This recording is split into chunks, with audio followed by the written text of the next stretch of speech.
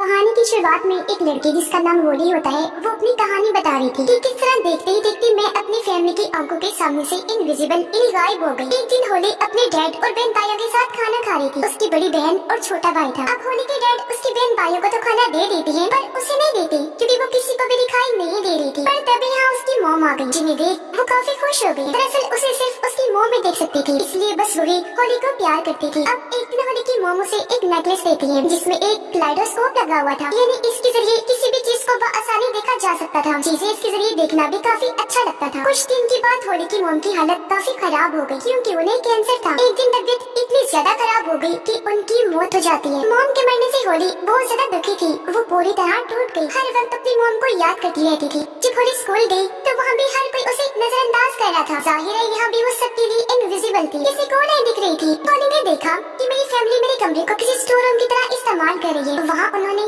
फजूल सामान रखा हुआ था जो देखकर होली काफी टूट गई। उसे समझ नहीं आ रही थी कि इन हालात में क्या करूं। होली का भाई दरअसल बेसमेंट में रहने लगा। उसे वीडियो आर्ट का काफी शौक था जिसमें वो माहिर भी था। इसका ही पूरा सेटअप उसने वहाँ कर रखा था। होली की बहन ने भी शादी कर ली थी जो अपने हस्बैंड के साथ हंसी खुशी रह रही थी। गई बात उसके डैड की, वो अभी भी एक इंश्योरेंस कंपनी में जॉब किया करते थे। अब ये सारी फैमिली आज भी साथ ही रह रही थी जिन्हें देखकर हालांकि होली खुश तो होती है लेकिन इस बात से भी वो उदास थी कि इन लोगों में मैं नहीं हूँ। अब ऐसे ही घूमते भागते हुए एक दिन उसे एक बिल्डिंग में घर मिल जाता है जहाँ वो रहना शुरू कर देती है। अब वो अपने इनविजिबल होने का फायदा उठाकर जासूस का काम करने लगी। जैसे कि सेलिब्रिटी और एक्ट्रेस वगैरह अगर किसी के साथ ताल्लुक में होते तो ये उनकी तस्वीर बनाकर एक न्यूज रिपोर्टर को सेंड कर दिया करती थी, जिसके बाद वो होली को पैसे भिजवा दिया करता था। इनविजिबल होने की वजह से होली जहाँ चाहे जा सकती थी। शर्म, किसी को देखकर हिचकिचाना, कपड़े उसके लिए कोई मायने नहीं रखते थे। जाहिर है कोई उसे इस हालत में देख नहीं सकता था तो इसलिए वो इस बात की परवाह नहीं करती थी। अब हमेशा की तरह एक दिन जब वो एक सेलिब्रिटी का पीछा कर रही थी उसके खिलाफ सबूत इकट्ठा करने के लिए, तो तभी एक बाउंसर जिसका नाम शेन होता है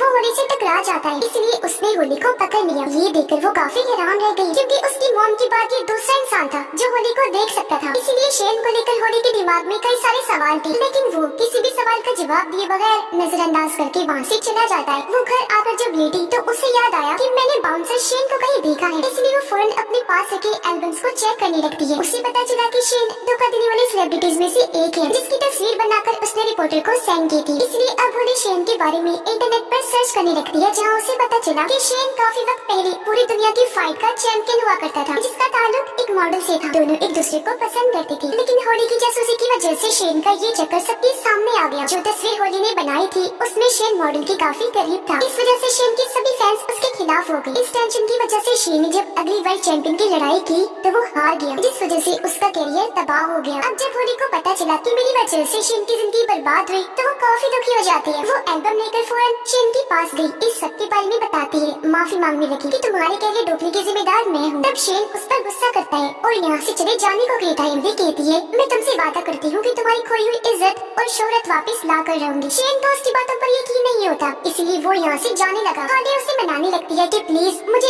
एक मौका दो ताकि मैं अपनी काबिलियत को साबित कर सकूं। पर वो उसे नजरअंदाज करके अपने मैनेजर के पास आ गया और आने वाली फाइट के बारे में बात करने लगता है। होली भी उसके पीछे पीछे अंदर आ गई थी जो अब मैनेजर के साथ में बैठकर उसके मैसेजेस पढ़ने लगती है। ये देखकर शेन को काफी हैरत हुई। उसे समझ नहीं आती कि आखिर वो मेरे मैनेजर को नजर क्यों नहीं आ रही और मेरे साथ ये सब क्या हो रहा है, वो मुझे ही नजर क्यों आ रही है। अब मैनेजर मोबाइल पर देखकर उसे फाइट के बाद मिलने वाले पैसों के बारे में बताता है जो देखकर फौरन होली बोल पड़ी। वो शेन को बताती है कि मैनेजर झूठ बोल रहा है, ये फाइट के बाद मिलने वाले पैसे तुम्हें कम बता रहा है। जो कहकर वो शेन को असली रकम बताती है। मैनेजर की हरकत के बारे में शेन उसे बता भी देता है। इस पर मैनेजर को हैरत भी हुई और शर्मिंदगी भी, तो उसे मजबूरन ये डील करनी पड़ती है। ये दोनों बाहर आ गए। यहाँ शेन सच में होली की महारत देखकर काफी हैरान रह जाता है। पूछने पर होली उसे बताती है कि मैं सिर्फ तुम्हें ही नजर आ रही हूँ। ये सुनकर शेन काफी हैरान रह गया और वो होली की बातों पर यकीन नहीं करता। तब होली अपनी बातों को ठीक साबित करने के लिए सामने से आने वाली एक गाड़ी के आगे आकर खड़ी हो जाती है। इससे पहले गाड़ी उसे टकराती शेन सामने आकर होली को पकड़ के साइड में कर लेता है। अपनी तरफ से उसने होली को बचा लिया था पर ड्राइवर ने गाड़ी रोक दी जो शेन को ही सुनाने लगता है क्योंकि होली उसे कहीं भी दिखाई नहीं दे रही थी। इस बात से शेन को अब कहीं न कहीं लगने लगता है कि होली सच में सबको दिखाई नहीं दे रही। होली उसे कहती है लगता है हम किसी वजह से एक दूसरे से जुड़े हुए हैं तो हमें एक दूसरे की मदद करनी चाहिए। इस पर शेन उससे बात करने के लिए कहता है कि कल तुम मेरे घर पर आ जाना, डिटेल से बात हम वही करेंगे। उसके वहाँ आने पर शेन का डॉग भी नहीं भौंकता जो देखकर अब शेन को पूरी तरह यकीन हो गया था कि हाँ सच में वो इनविजिबल है। वो फिर होली को अपनी कहानी बताने लगता है कि जब मैं छोटा था तो मेरे सतीले डैड ने घर से मुझे निकाल दिया था। घर से करने पर लोगों ने मुझे तंग करना शुरू कर दिया, जिस वजह से मैं हर वक्त परेशान रहने लगा। तब इस सब से बचने के लिए मैंने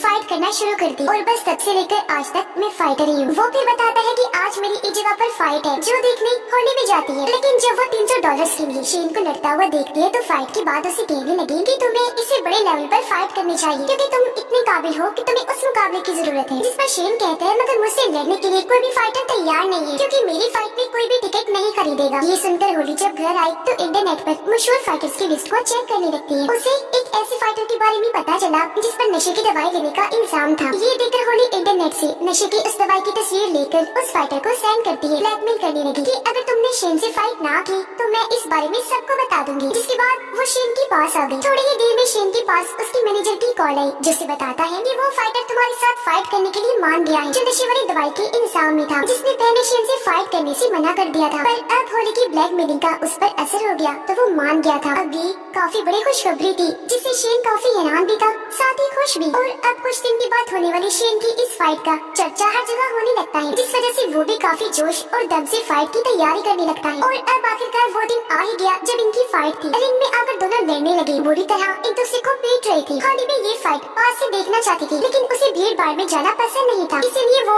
शेन के घर बैठकर ही फाइट देख रही थी। फिर आखिरकार शेन इस फाइट को जीतकर सबको हैरान कर देता है। जीतने के बाद जब वो घर आया तो होली से मिलकर काफी खुश हो जाता है। ये दोनों अब जब खाना खा रही थी तो शेन होली से उसकी वजूद के बारे में पूछता है कि आखिर इनविजिबल होने की वजह क्या है, तुम क्यों किसी को नहीं दिखती। जिस पर होली उसे बुरा भला कहने लगी क्योंकि उसे लग रहा था कि शेन मेरी बेइज्जती कर रहा है। पर शेन उसे गले से लगाता है, कहने लगा कि देखो मैंने ये साबित कर दिया है कि मैं तुम्हारा मजाक नहीं उड़ा रहा। ये दोनों गले से लगे ही हुए थे कि तभी एक कैमरामैन आकर इनकी तस्वीर बना लेता है क्योंकि शेन के साथ वहाँ होली का बस शैडो साया ही नजर आ रहा था। ये देख शेन जल्दी से भागा ताकि उसे पकड़ सके, लेकिन कैमरामैन वहाँ से भाग चुका था। पर इससे शेन को परेशानी नहीं हुई क्योंकि उसे तो ये लग रहा था कि होली तस्वीर में नहीं आई होगी। लेकिन अगले दिन होली जब खुद को एल्बम में देखती है तो काफी खुश हो गई क्योंकि वहाँ उसका शैडो था जिसके गले शेन लगा हुआ था। ये देखकर होली काफी खुश हो गई कि चलो कम से कम मेरा शैडो तो कहीं पर आया। जबकि शेन अपनी अगली फाइट के लिए एक कॉन्फ्रेंस में आया हुआ था। यहाँ सारे लोग उससे ये सवाल कर रहे थे कि वो शैडो वाली लड़की कौन है जो तुम्हारे साथ तस्वीर में थी। उनकी बातों को नजरअंदाज करके शेन उठा वहाँ से चला जाता है। अब होली एक और बाउंसर का पीछा करते हुए उसकी गाड़ी में आ गई। वो उसके सामने ही थी पर दिख नहीं रही थी। वो बाउंसर को तस्वीर सेंड करके ब्लैकमेल करती है कि तुम शेन से फाइट करो वरना तुमने जिस लड़की के साथ कल रात गुजारी है उसके बारे में मैं सबको बता दूंगी और हाँ तुम्हें ये फाइट हारनी होगी। ये देखकर बाउंसर को गुस्सा नहीं आया बल्कि वो हंसने लगा, इस शर्त के लिए मान जाता है। रात को होली जब शेन के साथ थी तो तभी यहाँ उसकी दोस्त इन्हीं मॉडल की कॉल आई जिसके साथ ही शेन की बदनामी हुई थी। वो उसकी आने वाली फाइट के लिए हौसला अफजाई करती है, साथ ही पिछली फाइट जीतने पर मुबारकबाद भी देती है। अब जब होली को ये पता चला कि शेन की दोस्त मॉडल फिर से उसकी जिंदगी में आ रही है तो होली काफी उदास हो गई क्योंकि कहीं न कहीं वो शेन को पसंद करने लगी थी। जिसके बाद फाइट का दिन आ गया जहाँ शेन आसानी से बाउंसर को हरा देता है। और अब होली शेन की फाइट की अफवाह एक काफी बड़ी फाइटर के साथ उड़ाती है। उस फाइटर का नाम अटीला था। ये खबर मिलते ही अटीला का मैनेजर उसे इस बारे में बताता है, जिस पर अटीला शेन के साथ लड़ने से साफ साफ मना कर देता है। मौका पाकर होली अटीला के घर घुस गई थी। वो हर जगह उसे ब्लैकमेल करने के लिए कोई क्लू ढूंढने लगती है लेकिन उसे वहाँ ऐसा कुछ भी नहीं मिलता। अब होली को अपने घर वालों की याद आ रही थी तो उन्हें देखने वो अपने घर गई। उसे पता चला कि मेरी बहन माँ बनने वाली है, लेकिन किसी वजह से वो ये बात अपने हस्बैंड को बताना नहीं चाहती। अब होली जब शेन से मिलने बार में गई तो वहाँ उसे मॉडल के साथ बैठा हुआ पाती है। ये देखकर वो काफी दुखी हो गई, यहाँ से जाने लगती है। तब उसके पीछे पीछे शेन भी आया, कहता है देखो होली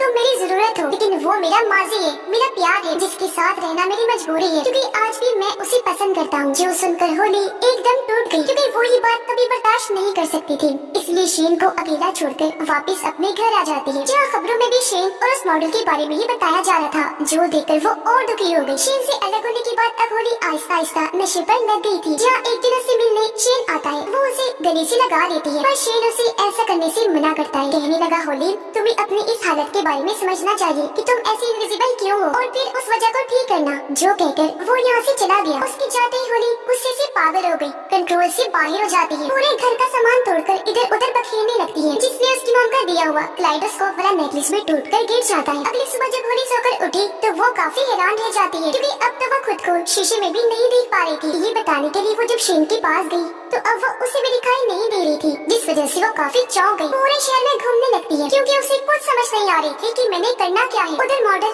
शेन की ट्रेनिंग देखकर काफी खुश हो जाती है। कहने लगी कि मुझे लगता है तुम इस बार अकेला से भी जीत जाओगी क्योंकि हारने वाले लोगों से मैं ताल्लुक नहीं रखती। ये सुनकर शेन को अजीब लगा। वो कहते हैं कि अगर मैं हार गया तो क्या तुम मुझे छोड़ दोगी? वो बातों पर टालने लगती है। अरे नहीं नहीं, मैं तो बस मजाक कर रही थी। पर क्योंकि शेन को उस पर शक हो रहा था इसलिए वो यहाँ से चला जाता है। उधर होली ये फैसला करती है कि इससे पहले मैं हमेशा के लिए इनविजिबल हो जाऊँ, मेरा वजूद खत्म हो जाए, मैं आखिरी बार अपनी फैमिली से मिल आती हूँ। वो जब अपने घर गई तो पता चला कि उसकी बहन ने अभी तक अपने हस्बैंड को इस बारे में नहीं बताया कि मैं माँ बनने वाली हूँ। ये देखकर होली समझदारी से उसकी किट को अपनी बहन के हस्बैंड के सामने ले आती है, जिससे वो भी जान गया कि वो माँ बनने वाली है। उसे बहुत खुशी हुई, वो उसे गले से लगा लेता है। अब जब होली अपने भाई के पास गई तो उसने देखा कि कैमरा में मेरा भाई एक लड़की को देख रहा है क्योंकि वो उसे पसंद करता था, पर अभी तक इस बारे में उसे नहीं बताया। ये देखकर होली जानबूझकर उस लड़की को नीचे गिरा देती है ताकि मेरा भाई उसे बात कर सके। ऐसा होता भी है, दोनों बातें करने लगे। इस तरह उनकी दोस्ती हो जाती है। और वो अपने डैड के पास गई जो दुखी नजर आ रही थी। उनकी आंखों में आंसू थे। होली देखती है कि लैपटॉप में डैड मोम की तस्वीर देखकर उदासी,